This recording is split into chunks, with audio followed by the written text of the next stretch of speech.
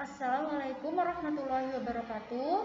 Nama saya Elsa Biscanawati dari Prodi PGMI dan teman saya bernama Muhammad Syahril dari Prodi HAS. Di sini kami dari kelompok 7 yang akan memaparkan sedikit hasil makalah kami. Judul kami yaitu pencemaran dan isu lingkungan. Langsung saja. Pencemaran air. Pencemaran air adalah pencemaran badan air, lautan, laut, danau, sungai, dan air tanah yang disebabkan oleh aktivitas manusia, perubahan dalam sifat fisik, kimia atau biologis. Air akan memiliki konsekuensi yang dapat merugikan organisme hidup. Pencemaran air mengancam sumber-sumber air minum dan beracun bagi manusia dan lingkungan. Pencemaran air merupakan masalah global utama yang membutuhkan evaluasi dan revisi kebijakan sumber daya air pada semua tingkat. Dan polusi air adalah penyebab terkemuka kematian dan penyakit. Di sini terdapat faktor-faktor penyebabnya, yaitu yang pertama ada pencemaran bakteriologis, kedua pencemar radioaktif, ketiga penumpukan sampah, keempat nelayan biasanya itu menangkap ikan dengan memakai bahan ledakan, dan yang kelima ada pencemaran kimiawi. Selanjutnya ada sumber pencemaran air.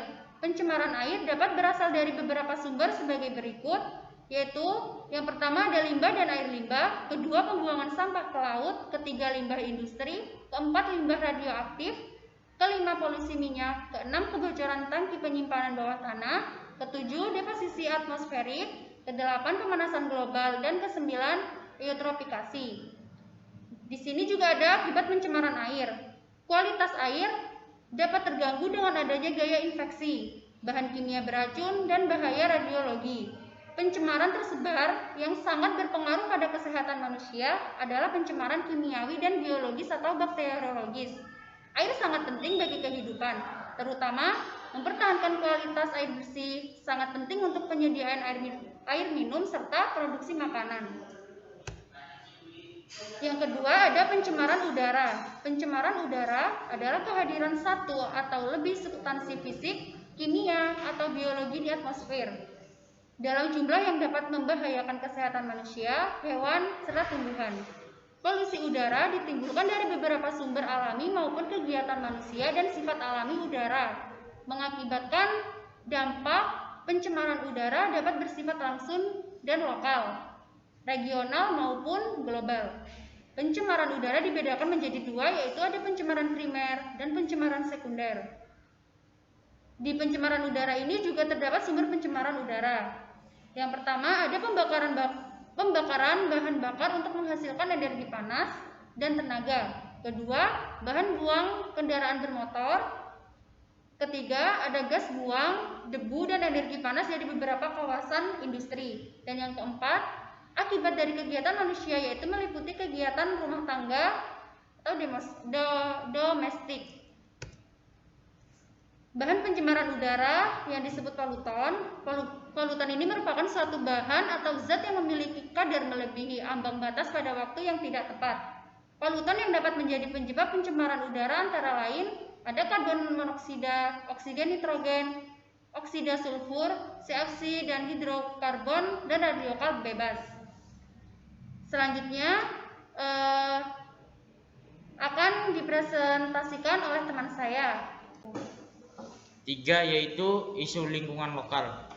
Isu lingkungan lokal adalah kondisi di mana alam sekitar tidak berfungsi sebagaimana mesti. Ada faktor yang mempengaruhi ialah manusia.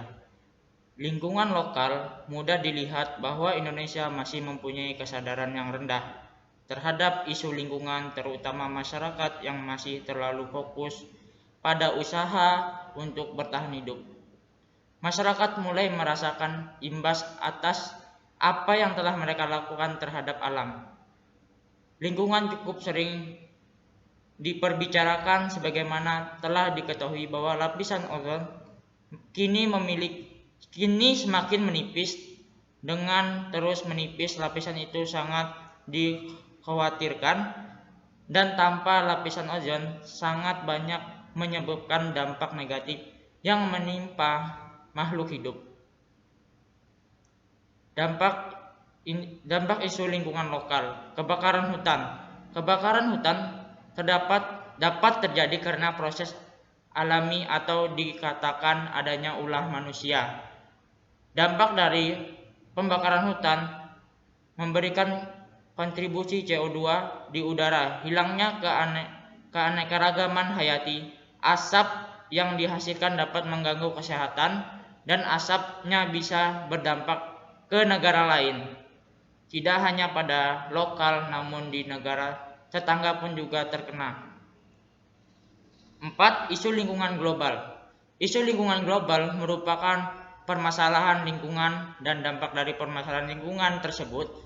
Masalah lingkungan global lebih banyak dipengaruhi faktor alam seperti iklim yang mencakup temperatur curah hujan, kelembapan, dan tekanan udara.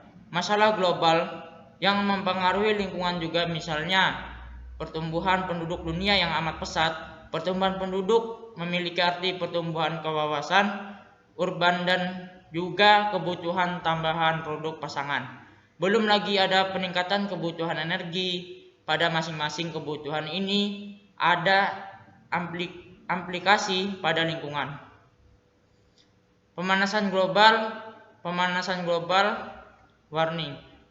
Global warming merupakan fenomena peningkatan temperatur global dari tahun ke tahun karena terjadinya efek rumah kaca yang disebabkan oleh meningkatnya emisi gas karbon dioksida, metana, dinitrosida, dan CFC, sehingga energi matahari tertangkap alam atmosfer bumi. Dampak bagi lingkungan biogeofisik.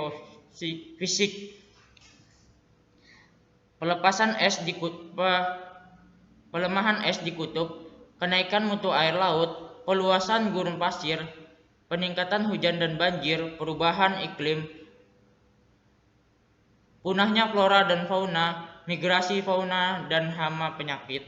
Dampak bagi aktivitas sosial ekonomi masyarakat, gangguan pada pesisir dan kota pantai, gangguan terhadap pasaran fungsi dan jalan, pelabuhan dan bandara, gangguan terhadap pemukiman penduduk, gangguan produktivitas pertanian, peningkatan risiko kanker dan wabah penyakit. Kabut asap. Kabut asap terjadi karena sejumlah kebakaran hutan besar di Indonesia yang disebabkan oleh pembakaran hutan ilegal dan lahan gambut. Untuk membuka lahan bagi perkebunan minyak kelapa sawit dan juga pertanian sawah sembada oleh penduduk sekitar. Beberapa contoh penyebab adanya kabut asap antara lain: 1. Kebakaran hutan, 2. Gunung meletus, 3. Pembakaran batu bara, 4. Asap kendaraan bermotor. Sekian materi yang bisa kami sampaikan, semoga bermanfaat buat teman-teman. Assalamualaikum warahmatullahi wabarakatuh.